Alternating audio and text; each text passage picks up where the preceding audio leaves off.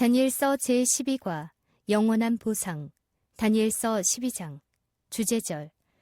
지혜 있는 자는 궁창의 빛과 같이 빛날 것이요 많은 사람을 옳은 대로 돌아오게 한 자는 별과 같이 영원토록 비추리라. 다니엘서 12장 3절. 시작하는 말. 다니엘서의 마지막 장인 12장은 11장의 연속임에 틀림없지만 동시에 다니엘서 전체의 결론이기도 하다. 우리는 다니엘서의 서론인 1장이 시작될 때 지리적으로 북방왕이었던 바벨로니아가 영화로운 땅 예루살렘을 공격하고 하나님의 백성을 포로로 잡아가는 비극적인 역사를 보았다. 그런데 우리는 다니엘서의 마지막 장면에서 또다시 최후의 영적 북방왕이 영화로운 산인 하나님의 마지막 교회와 백성을 공격해오는 모습을 예언으로 조명했다. 그러나 이번의 결과는 전과 판연하게 다르다. 그때의 육신적인 이스라엘 백성은 불순종과 불성실로 바빌로니아에 짓밟히고 끌려갔지만 지금 지구 역사의 마지막 장면에서는 그 여자의 남은 자손, 곧 하나님의 계명을 지키며 예수의 증거를 가진 자들이 있어서 사자굴 속의 다니엘처럼 풀무불 속의 새 친구처럼 끝까지 믿음을 지키고 끝까지 살아남아서 지구와 인간에 대한 하나님의 철두철미하신 계획을 끝내 이룰 것이다. 그들이 바로 역사의 주역이요 마지막 이 땅의 영원한 주인이 될 것이다. 미가엘이 일어나는 때. 1. 다니엘서의 마지막 장인 12장은 어떠한 극적인 주제로 시작되는가?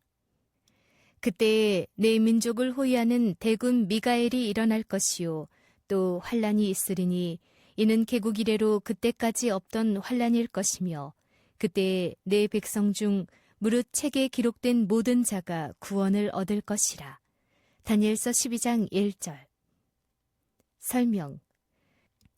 그때에는 다니엘서 11장 45절의 사건이 일어나는 종말의 때, 즉 북방왕이 끝에 이르지만 그를 도와줄 자가 아무도 없을 그때를 가리킨다. 교황권의 세력이 사라질 그리스도의 재림의 때이다. 그 재림을 두고 내 민족을 호위하는 대군 미가엘이 일어날 것이요라 하였다. 미가엘은 누가 하나님과 같은가라는 뜻이며 하나님과 동일한 분이신 예수 그리스도를 일컫는 말이다. 미가엘이 일어날 것이라는 말은 그리스도께서 하늘 성소에서 대제사장의 봉사를 마치실 때에 왕의 의관을 갖추시고 성소에서 나와 재림하시는 것을 가리킨다. 그렇다면 미가엘이 언제 일어날 것인가?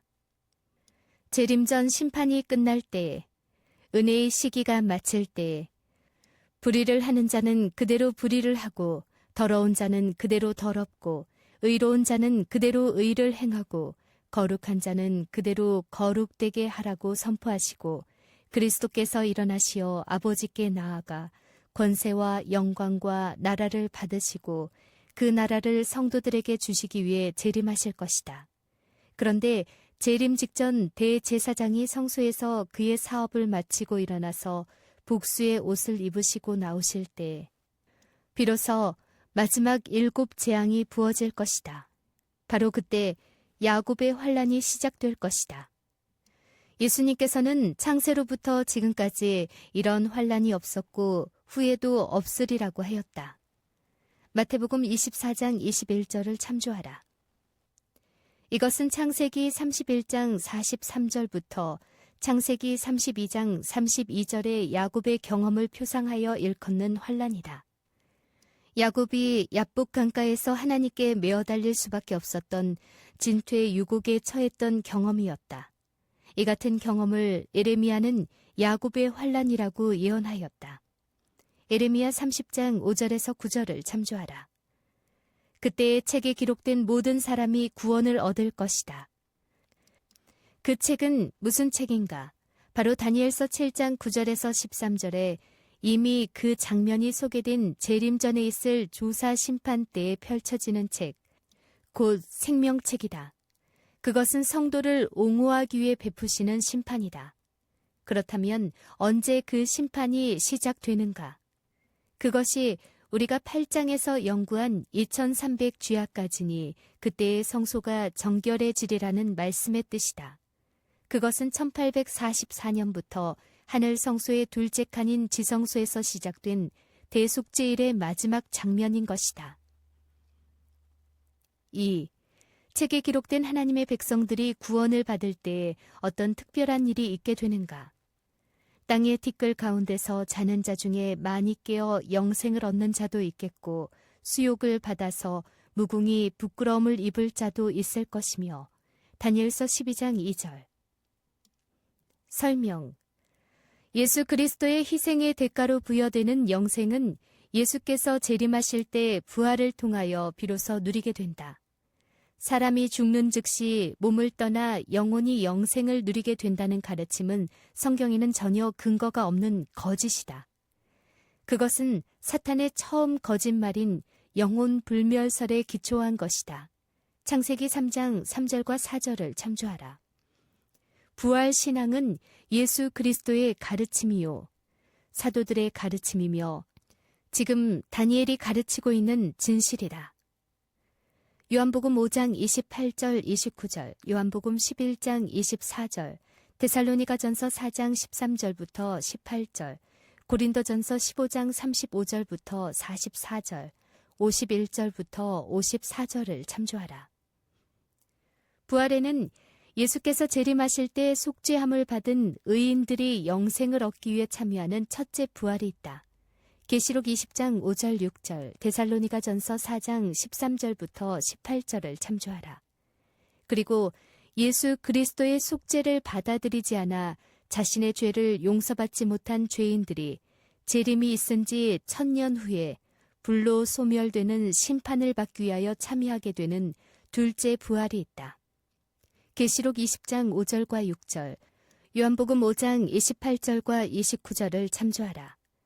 그래서 첫째 부활을 생명의 부활, 둘째 부활을 심판의 부활이라고 부른다. 요한복음 5장 28절 29절을 참조하라. 그런데 다니엘서 12장 2절에는 재림의 때에 영생을 얻기 위하여 부활하는 의인들과 함께 수욕을 받아서 무궁히 부끄러움을 입을 자도 포함되어 있어 혼란을 느끼게 된다. 이러한 예외에 대하여 예수께서 이미 사례를 설정해 놓으셨다. 그분께서 자신을 심판한 파렴치한 대제사장 가야바의 참남된 언사와 처사를 듣고 보고 나신 뒤 주변 사람들을 향하여 내가 너희에게 이르노니 이후에 인자가 권능의 우편에 앉은 것과 하늘 구름을 타고 오는 것을 너희가 보리라고 하셨다. 마태복음 26장 64절을 참조하라. 둘째 부활에 참여하여야 할 죄인이 어떻게 살아서 그리스도의 재림을 목도할 수 있는가? 그러나 그들의 부활은 우선 목적부터 다르다. 그들은 영생을 얻기 위해 부활하는 것이 아니라 자신들이 그토록 조롱하고 모독한 그분이 참으로 하나님의 아들이었음을 똑똑히 알 수 있는 참관의 기회를 갖게 될 뿐이다. 이러한 유의 사람들을 위한 부활을 특별 부활이라고 부른다. 3. 세상의 역사가 종결되는 이 심각한 시간에 가장 큰 명예와 영원한 영광을 누릴 사람들은 누구인가? 지혜 있는 자는 궁창의 빛과 같이 빛날 것이요 많은 사람을 옳은 대로 돌아오게 한 자는 별과 같이 영원토록 비추리라. 다니엘서 12장 3절. 설명. 다니엘은 지식뿐만 아니라 지혜가 있는 사람이었다. 지식과 지혜는 다르다. 지혜 있는 자의 본뜻은 분별력이 있는 사람 혹은 분별력을 가지게 하는 사람이다. 지혜는 지식을 바르게 활용할 줄 아는 정신적 기능으로 하나님이 주시는 선물인 것이다. 별처럼 빛났던 다니엘의 일생은 여호와를 경외하는 것이 지혜의 근본이요 거룩하신 자를 아는 것이 명철임을 자신의 생애로 실증한 것이다. 사람은 모두 세상의 칭송과 인기를 독차지하는 스타가 되고 싶어 한다. 스타가 되기 위하여 얼마나 많은 노력과 시간이 소요되는가. 그러나 세상의 명예나 영광은 너무나 무상하여 오늘의 스타가 내일에는 별똥이 되고 만다. 그러나 여기 영원한 스타가 되는 길이 있다. 그것이 바로 죄 때문에 길을 잃고 진리를 찾지 못해 방황하는 사람들을 길이요 진리요 생명이신 구주 예수께로 인도하는 일이다. 한 줌의 흙으로 돌아갈 인간을 인도하여 영원한 생명을 누리게 하는 일은 그 자체가 스타의 생애인 것이다. 다니엘과 세 친구의 생애는 그러한 일이 가능하도록 다니엘이나 세 친구와 같은 청소년을 교육하는 일의 중요성을 깨우쳐주는 표본이다. 마지막 때까지 임봉된 책 4. 마지막 계시를 마치며 다니엘은 자신이 받은 계시에 대해 어떠한 지시를 받는가? 다니엘아, 마지막 때까지 이 말을 간수하고 이 글을 봉함하라. 많은 사람이 빨리 왕래하며 지식이 더하리라. 다니엘서 12장 4절. 설명. 다니엘은 자신이 받은 계시의 어떤 부분은 마지막 때가 될 때까지 임봉하여 두라는 지시를 받았다. 그가 받은 계시의 전체인가 아니면 일부인가? 우리는 다니엘이 받은 계시 혹은 이상 가운데 두 종류가 있는 것을 이미 확인했다. 하나는 히브리어로 하존이라고 하는 형식의 계시인데 성령의 감동을 받아 뇌 속으로 이상을 받는 일반적인 계시이다. 그런데 이러한 계시 가운데 다시 그리스도나 천사 등 거룩한 존재가 직접 나타나 기별을 전하는 계시 중의 계시, 이상 속에 이상이 있다. 일종의 극 중의 극과 같은 것인데 이러한 계시를 히브리어로 마레라고 한다. 이때는 언제나 거룩한 존재가 나타나고 강이나 바다 같은 배경이 마련된다. 다니엘서에 쓰인 첫 번째 말의 계시는 2300주야 문제가 소개된 경우였다. 다니엘서 8장 15절과 16절을 참조하라. 그때 그리스도의 음성이 들리고 가브리엘이 나타난다. 그리고 이 이상, 곧 마레를 이 사람에게 깨닫게 하라는 명령이 내린다. 다니엘서 8장 16절을 참조하라. 이것은 정한 때의 끝, 곧 에드케츠, 곧 마지막 때에 관한 계시였다. 다니엘이 끝까지 깨닫지 못한 계시는 바로 2300주야에 관한 해석이었다. 9장의 계시를 통해 그 시작이 언제인지는 깨닫게 되었지만 아직도 그 구체적인 내용은 깨닫지 못한 채 마지막 계시를 받고 있는 중이었다. 그래서 그 내용이 다음에 5절부터 9절에서 계속 다루어진다. 곧 2300주야에 관한 말의 계시이다. 5. 이러한 상황에서 또다시 마지막으로 어떠한 계시, 곧 마레가 주어지는가? 나 다니엘이 본즉 다른 두 사람이 있어 하나는 강 이편 언덕에 섰고 하나는 강 저편 언덕에 섰더니 그 중에 하나가 세마포 옷을 입은 자, 곧 강물 위에 있는 자에게 이르되 이 기사의 끝이 어느 때까지냐 하기로 내가 들은즉 그 세마포 옷을 입고 강물 위에 있는 자가 그 좌우 손을 들어 하늘을 향하여 영생하시는 자를 가리켜 맹세하여 가로되 반드시 한때 두때 반때를 지나서 성도의 권세가 다 깨어지기까지니 그렇게 되면 이 모든 일이 다 끝나리라 하더라. 다니엘서 12장 5절에서 7절. 설명. 지난 8장에서 그리스도와 가브리엘 천사가 강을 배경으로 나타나 계시한 2300주야에 관한 해석이 다시 한번 같은 배경의 계시를 통해 제시되었다.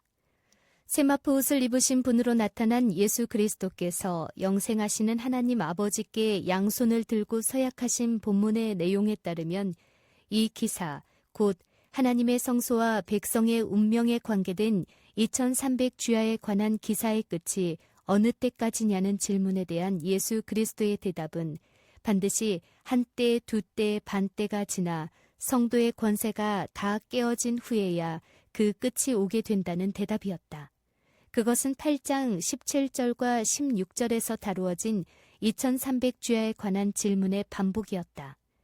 다니엘서 7장의 연구에서 이미 밝혀진 대로 성소를 정결케 하는 조사 심판은 반드시 예수께서 재림하시기 전 중세 교황권의 활동 기간인 중세기 1260년 기간의 끝인 1798년보다 나중에 오는 것이 당연하다. 왜냐하면 심판은 언제나 끝에 있기 마련이기 때문이다. 히브리서 9장 28절을 참조하라. 세상의 역사의 마지막 때는 중세기 1260년 기간이 끝나는 1798년 이후가 되는 것이다. 6. 이러한 설명에도 불구하고 다니엘이 그 계시의 내용을 깨닫지 못하자 다시 어떠한 지시가 내려졌는가? 내가 듣고도 깨닫지 못한지라. 내가 가로되 내 주여 이 모든 일의 결국이 어떠하겠삼나이까? 그가 가로되 다니엘아 갈지어다. 대저 이 말은 마지막 때까지 간수하고 봉함할 것임이니라. 다니엘서 12장 8절 9절. 설명. 결국 8장에서 그 계시가 주어진 일에 완전히 깨닫지 못하여 계속하여 속태우던 2300주야의 끝에 관한 문제는 그 계시를 받은 다니엘조차도 모두 깨닫지 못한 채 끝을 맺게 된다. 대저 이 말은 마지막 때까지 간수하고 봉함하라는 지시였다. 그렇다면 다니엘이 끝까지 깨닫지 못한 채 마지막 때인 1798년 이후까지 보류해 두어야 할 계시는 다니엘서 전체가 아니라 다니엘서 8장에서 주어진 2300주야에 관한 말의 계시인 것이 자명해진다. 7. 그렇다면 왜 2300주야 계시에 관한 분명한 이해를 마지막 때 이후로 미루었는가? 해답. 비록 그 직접적인 대답이 주어지지 않았지만 이유는 알 수 있다. 그리스도의 초림이 구약시대의 최대의 관심이요 역사의 목표였다면 그리스도의 재림은 세상 역사의 종결이요 역사의 절정이기 때문에 그 의의와 심각성은 견줄 데가 없다. 그런데 그러한 예수 그리스도의 재림은 각 사람에게 그의 일한 대로 갚아주는 선악간의 보상이 집행되는 때이다. 재림은 세상에 존재하는 모든 것의 마지막이다. 재림은 질병과 고통과 죄와 사망에 대한 하나님의 유일한 해결책이시다. 계시록 21장 4절에서 7절을 참조하라. 그리고 초림의 목적과는 달리 재림은 죄와 상관없이 자기를 바라는 자들에게 오기 때문에 속죄에 관한 문제는 재림 전에 모두 종결되어야 한다. 다시 말하면 죄가 성소로부터 완전히 제거됨으로써 성소가 죄로부터 정결해지는 대속죄일 행사가 끝나기까지 재림하실 수가 없으시다. 레위기 16장 29절 30절을 참조하라. 2300주야, 2300년 기간이 끝나는 1844년 이전에는 예수께서 재림하실 수가 없으신 것이다. 속죄의 봉사를 끝내기 전에는 재림하실 수가 없으시기 때문이다. 그런데 만약 다니엘을 비롯한 예전의 성도들이 이러한 사실을 미리 알았다면 어떻게 되었을까? 그들은 예수 그리스도의 재림을 늘 깨어 기다리는 긴박한 심정으로 준비하지 못했을 것이다. 신앙생활에 필요한 건전한 긴장을 유지할 수 없기 때문이다. 마치 살아있는 사람이 자신이 죽을 날을 모르고 사는 것이 유익하듯이 재림의 시기를 알지 못하고 믿고 준비하고 기다리는 것이 연약한 인간을 위하여 유익하기 때문이다. 그러나 심판이 곧 시작되는 마지막 때가 되었을 때 하나님께서는 임봉되고 봉함했던 구원의 시간표를 공개하심으로 능히 그 지식을 감당하게 하신 것이다. 또 사실 그렇게 되었다.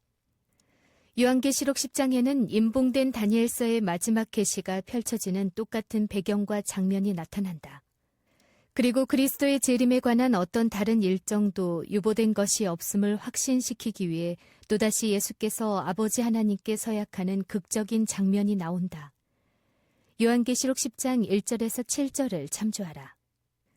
지금 우리가 이렇게 다니엘의 마지막 계시를 막힌 것 없이 연구할 수 있는 것도 다니엘서가 개봉되었기 때문이다. 8. 마지막 때에 많은 사람이 빨리 왕래하며 지식이 더하리라는 말은 무슨 뜻인가? 해답. 여기에 마지막 때를 식별할 수 있는 적어도 두 가지 특징이 제시되어 있다. 교통수단의 급진적인 발달과 지식의 급격한 증가이다. 예언을 통해 제시된 마지막 때인 1798년의 상황이 이 사실을 입증할 수 있는가? 한마디로 이 시기는 인류 역사상 제2의 물결로 알려진 산업혁명 시대로 온 유럽이 새로운 지식과 교통수단의 발명으로 들끓고 있었다. 우선 산업혁명의 영향으로 인한 교통수단의 급진적인 발달을 예시해 본다. 1769년 제임스 와트의 증기기관 발명, 1802년 트레비티크에 의한 기관차 시운전, 1807년 풀톤의 기선 발명, 1822년 스티븐스에 의한 기차 발명. 뿐만 아니라 중세 교황권의 몰락으로 신앙과 양심, 출판과 학문의 자유를 누리게 된 유럽은 새로운 지식사회로 급변하고 있었다. 1803년 제지업의 기계화, 1804년 대형 성서공회가 발족됨, 1806년 미국 성서공회가 발족됨, 1811년 윤전기를 사용하는 인쇄술이 발명됨, 1844년 모어스의 새로운 전신 방법이 소개됨. 특별히 18세기 말에 걸치는 이 시기에 적어도 몇 개의 혁명이 겹쳐 일어나 인류 역사상 가장 많은 변화가 일어난 시대이다. 증기기관의 발명으로 산업혁명이 일어남. 1765년부터 1781년. 프랑스 혁명이 일어나 중세 교황권이 몰락함으로써 중세기가 끝나고 근세사가 시작됨. 산업혁명과 프랑스 혁명의 결과로 공산혁명이 시작됨. 미국이 국가체제로 출범함. 1789년 초대 대통령으로 워싱턴이 취임함. 이처럼 이 시기는 격변의 때로 과학적 지식과 교통수단뿐만 아니라 성경에 관한 지식이 급격히 증가하면서 1830년대에 미국의 침례교 신자 윌리엄 밀러에 의해 초교파적인 재림운동이 일어났다. 마지막 때와 연관된 예언적 기간들. 9. 마지막 때에 관한 계시를 종결지으며 어떠한 예언적 기간들이 강조되거나 부과되었는가? 해답. 지금까지 다니엘이 그토록 관심을 가져온 마지막 때와 2300주야 문제, 그리고 이 기간과 연관되어 하나님의 성소와 백성이 겪게 될 온갖 경험에 관한 마지막 계시를 마치면서 다시 한번 마지막 때의 기준 연대인 한때, 두때, 반때, 곧 1260년 기간이 반드시라는 말로 재확인되었다. 그리고 이에 연관하여 두 개의 보조적인 예언적 기간이 1291, 1290년과 1335일, 1335년이 부과되었다. 이 모든 경우에서 예언상의 1일에는 1260일의 경우처럼 실제의 1년을 가리키는 연일 원칙이 일관성 있게 적용되어야 함은 말할 필요가 없다. 이제 그 연대를 하나씩 살펴보자. 1260년 기간 10. 마지막 때의 기준 연대인 한때, 두때, 반때, 곧 1260년 기간의 의의와 특징은 무엇인가? 내가 들은즉 그 세마포 옷을 입고 강물 위에 있는 자가 그 좌우 손을 들어 하늘을 향하여 영생하시는 자를 가리켜 맹세하여 가로되 반드시 한때, 두때, 반때를 지나서 성도의 권세가 다 깨어지기까지니 그렇게 되면 이 모든 일이 다 끝나리라 하더라. 다니엘서 12장 7절. 설명. 성경 본문에 나타난 대로 이 기간의 특징은 성도의 권세가 다 깨어지는 핍박 기간이다. 다니엘서 7장 25절, 다니엘서 11장 32절부터 35절, 다니엘서 12장 7절을 참조하라. 엘리야가 이세벨에 의하여 혹독한 시련을 겪던 표상적인 3년 반의 의미가 내포된 기간이다. 1260년 기간, 즉 AD 538년부터 1798년에 끝인 1798년은 마지막 때의 기준 연대로 요한계시록에도 그 기간이 5회나 나와 있어 기준 연대로서의 의의를 드높이고 있다. 계시록 11장 2절과 3절, 계시록 12장 6절과 14절, 계시록 13장 5절을 참조하라. 1290년 기간 11. 1290년 예언 기간의 의의와 특징은 어디에 있는가? 매일 드리는 제사를 폐하며 멸망케 할 미운 물건을 세울 때부터 1290일을 지낼 것이요. 다니엘서 12장 11절. 설명. 매일 드리는 제사, 즉 타미드는 그리스도께서 하늘 성소에서 사역하시는 매일의 중보 사역을 말한다. 그것을 폐하며 라는 문구는 작은 뿔의 세력이 그리스도께서 하늘 성소에서 행하시는 매일의 중보 사역을 찬탈하는 것을 말한다.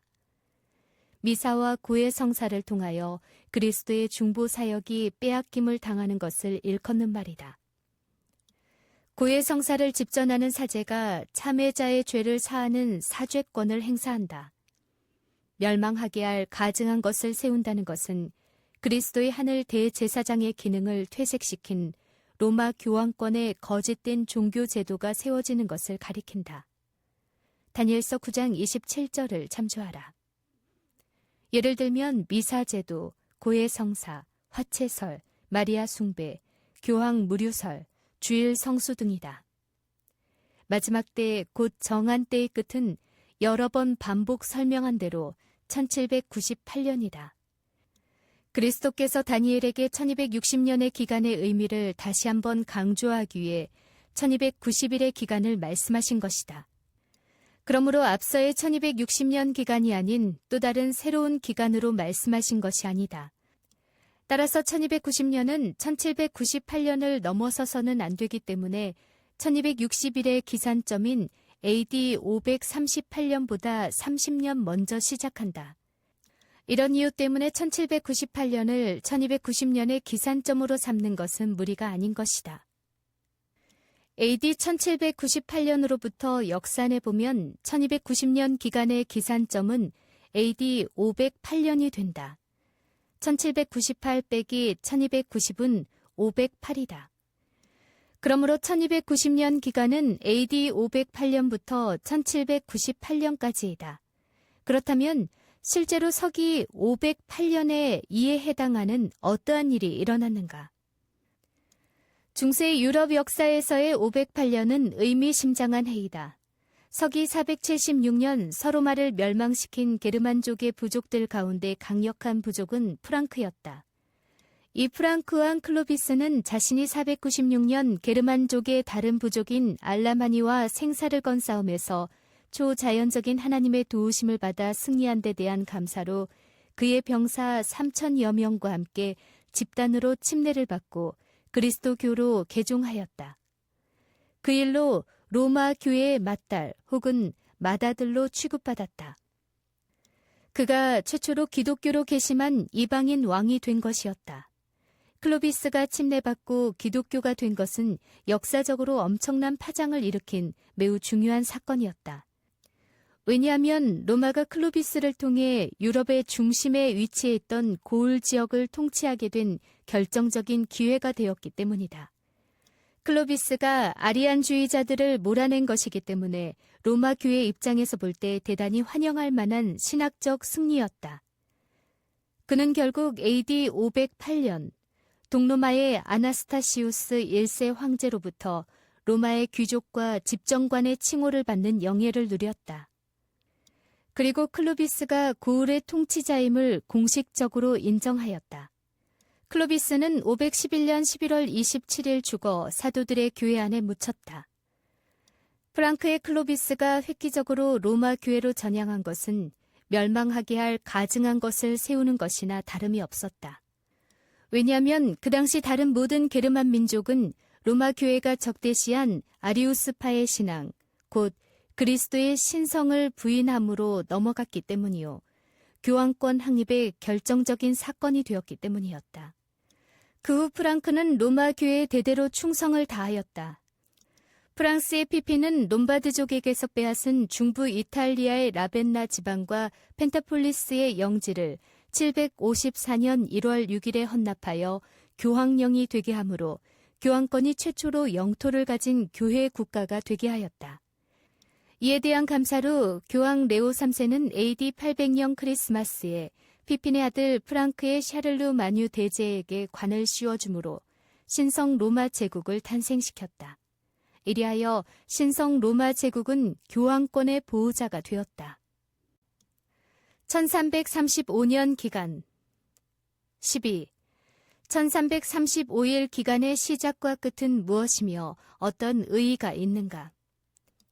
기다려서 1335일까지 이르는 그 사람은 복이 있으리라. 다니엘서 12장 12절. 설명. 이제 또 하나의 예언적 연대가 마지막으로 부과되었다. 1335일, 1335년이다. 우선 이 기간의 기산점이 별도로 제시되지 않았지만 문맥으로 보아 직접적으로 앞 기간의 시작인 매일 드리는 제사를 폐하며 멸망케 할 미운 물건을 세울 때부터 이미 합당하다. 다니엘서 12장 11절을 참조하라. 그리하여 508 더하기 1335는 1843년에 이른다. 기원전 457년에 시작되는 2300주야 기간과 일치하는 연대이다. 실제로 2300주야 계시가 주어진 8장에서 이상에 나타난 바 매일 드리는 제사와 망하게 하는 죄악에 대한 일과 성소와 백성이 내어준 바 되며 짓밟힐 일이 어느 때까지 이를꼬라고 묻는 질문에 대해 2300주야까지니 그때 성소가 정결하여지리라는 대답이 주어졌으니 2300주야의 끝은 실제로 1844년이었다. 1844년과 1843년 사이의 1년의 차이는 어떻게 이해되어야 하는가? 실제로 요한계시록 14장 6절 7절에 기록된 첫째 천사의 기별, 곧 다니엘서 8장 14절에 2300주야 예언에 기초한 심판의 기별을 전하기 시작한 것은 1843년부터였다.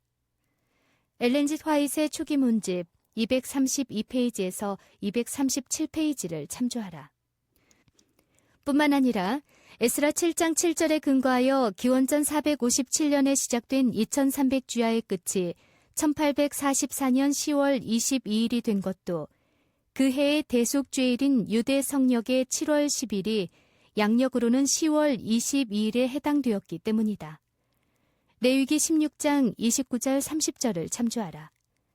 실제로 가을부터 가을까지를 한 해로 치는 달력을 사용한 유대 밀력에 따르면 다니엘서 8장 14절 2300년의 마지막 해는 1843년 가을부터 1844년 가을까지 포함하게 된다.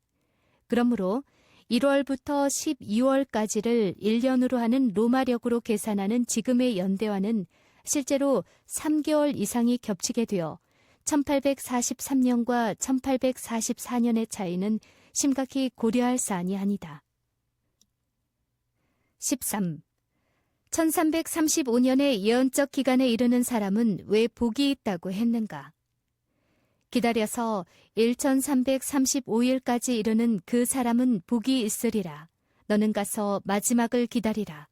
이는 네가 평안히 쉬다가 끝날에는 네 업을 누릴 것임이니라. 다니엘서 12장 12절과 13절. 또 내가 들으니 하늘에서 음성이 나서 가로되 기록하라. 지금 이후로 주 안에서 죽는 자들은 복이 있도다 하시매 성령이 가라사대 그러하다 저희 수고를 그치고 쉬리니 이는 저희의 행한 일이 따름이라 하시더라. 계시록 14장 13절. 설명. 이상의 두 성경 본문은 문맥과 구성 때문에 서로 일치되는 내용이다. 왜냐하면 모두 2300주야에 기초한 심판과 세상의 마지막을 설명하고 선포하는 내용이기 때문이다. 왜 이 기간에 이르는 사람은 복이 있는가? 그 대답은 다니엘의 고뇌에서 찾게 된다. 그 기간에 이르기까지 하나님의 백성이 당해야 할 시련과 고통, 진리를 위해 치러야 하는 엄청난 대가인 칼날과 불꽃과 사로잡힘과 약탈을 당하여 여러 날 동안 쇠폐하게 될 쓰라린 역사가 모두 지나간 후이며 마침내 아래에 하나님의 약속이 이루어지는 것을 체험하는 특권을 누릴 것이기 때문이다. 옛적부터 항상 계신 자가 와서 지극히 높으신 자의 성도를 위해 신원하셨고 때가 이름에 성도가 나라를 얻었더라. 다니엘서 7장 22절. 이 약속은 다니엘서 8장 14절에 기초한 새 천사의 기별, 곧 영원한 복음인 심판의 기별을 듣고 받아들인 모든 사람들에게도 약속된 보증이다. 계시록 14장 6절과 7절, 계시록 14장 13절을 참조하라. 영원한 보상 14. 다니엘에게 어떠한 영원한 보상이 약속되었는가? 기다려 1335일까지 이르는 그 사람은 복이 있으리라. 너는 가서 마지막을 기다리라. 이는 내가 평안히 쉬다가 끝날에는 내 업을 누릴 것임이니라. 다니엘서 12장 12절 13절. 설명. 다니엘은 자신이 받았으면서도 모두는 깨닫지 못한 하나님의 백성과 성소에 관한 마지막을 기다려야 했다.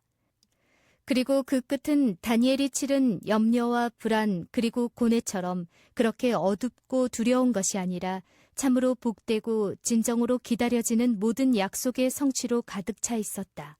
평안히 쉬다가 끝날에는 내 업을 누릴 것임이니라. 어디서 쉴 것인가? 흔히 말하는 대로 영혼이 천당에 가서인가? 아니다. 재림시에 있게 될 의인의 첫째 부활 때까지 잠처럼 의식 없는 상태로 쉬게 될 죽음의 휴식인 것이다. 의인이 죽을지라도 마음에 두는 자가 없고 자비한 자들이 취하여 감을 입을지라도 그 의인은 화액전에 취하여 감을 입은 것인 줄로 깨닫는 자가 없도다. 그는 평안에 들어갔나니 무릇 정로로 행하는 자는 자기들의 침상에서 편히 쉬느니라. 이사야 57장 1절과 2절. 주의 죽은 자들은 살아나고 우리의 시체들은 일어나리이다. 티끌에 거하는 자들아 너희는 깨어 노래하라.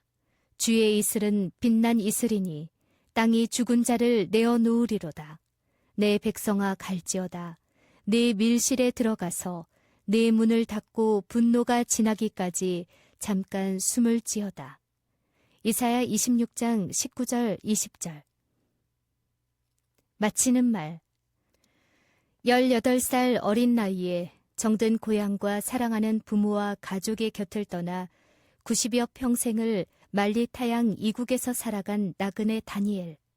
민족의 소망과 인류의 구원이 약속되고 조상의 어리서린 예루살렘과 그 성전의 황폐를 그렇게나 마음 아파하던 애국 애족의 사나이. 위대한 기성세대 다니엘. 왕과 사자들 앞에서는 태연자약했지만 동족의 운명과 하나님의 영광을 위해서는 그처럼 애절하여 몸져 눕기까지 했던 인간 다니엘.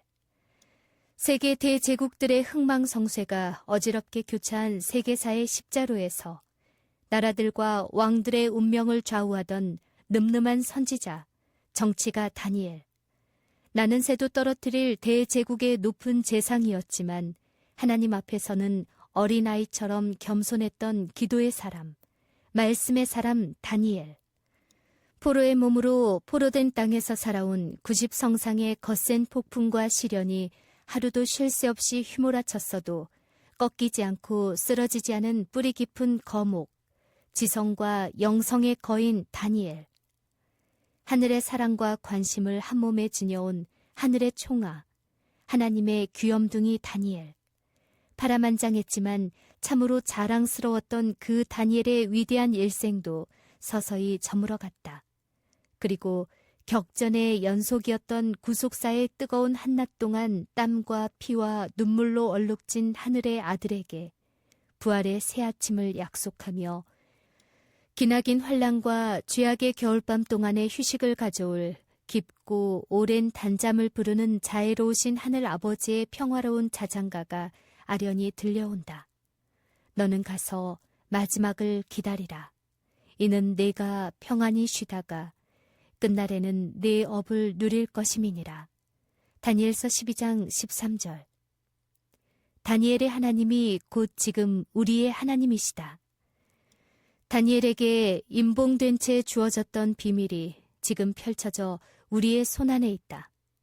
다니엘을 지키고 인도하셨던 하나님께서 지금 우리도 지키고 인도하실 것이다. 다니엘에게 말씀하시고 축복하신 하나님께서 지금 우리에게도 말씀하시고 축복하고 계신다. 다니엘에게 영원한 하늘과 부활과 영생을 약속하신 하나님께서 그의 기별을 믿고 따르는 우리에게도 하늘과 영생을 약속하신다. 이제 남은 것은 우리도 다니엘처럼 사는 일이다. 다니엘의 하나님이 이 일에도 우리를 도우셔서 우리 모두로 다니엘처럼 살게 하시기를 기도드리는 바이다. 아멘. 지혜 있는 자는 궁창의 빛과 같이 빛날 것이요 많은 사람을 옳은 대로 돌아오게 한 자는 별과 같이 영원토록 비추리라. 다니엘서 12장 3절. 영원, 어디서 보낼 것인가? 영국의 유명한 정신과 의사인 F. 윈슬로 박사에게 나폴레옹 3세의 소개장을 지닌 프랑스의 귀족 청년이 찾아왔다. 박사님, 잠 좀 자게 해주십시오. 여러 주일 잠을 전혀 자지 못하여 미칠 것만 같습니다. 윈슬로 박사는 동정어린 눈길로 청년을 바라보며 물었다. 청년은 최근 사업의 실패나 명예훼손, 가정 문제 등 어떤 문제로 크게 충격이라도 받은 적이 있소? 젊은이는 모두 부인했다. 당신이 진실을 말해주지 않으면 나도 아무 도움을 줄 수 없습니다. 이유를 말씀하세요. 청년은 괴로운 표정으로 대답했다. 선생님, 저는 무신론자로서 하나님을 믿지 않습니다. 그런데 얼마 전부터 잠자리에만 들면 이런 심각한 질문이 압도해 옵니다. 영원, 나는 그 시간을 어디서 보내야 할 것인가? 이 질문만 떠오르면 잠은 멀리 가버리고 골이 터지도록 번민에 압도됩니다. 앞으로도 시간은 영원히 흐를 것이다. 50년 후, 100년 후, 1000년 후, 그때 나는 어디 있을 것인가? 그때의 나의 생명은 어떠할 것인가? 그것은 지금의 선택에 달려있다. 무엇을 위해 어떻게 살기로 결정할 것인가? 지금이 바로 그 영원한 생명을 결정할 엄숙한 선택의 시간이 아닌가? 지금이 바로 한 번 죽는 것은 사람에게 정하신 것이요 그 후에는 심판이 있으리니 이와 같이 그리스도도 많은 사람의 죄를 담당하시려고 단번에 들이신 바 되셨고 구원에 이르게 하기 위하여 죄와 상관없이 자기를 바라는 자들에게 두 번째 나타나시리라. 히브리서 9장 27절 28절. 그가 큰 음성으로 가로되 하나님을 두려워하며 그에게 영광을 돌리라. 이는 그의 심판하실 시간이 이르렀음이니 하늘과 땅과 바다와 물들의 근원을 만드신 이를 경배하라 하더라. 계시록 14장 7절.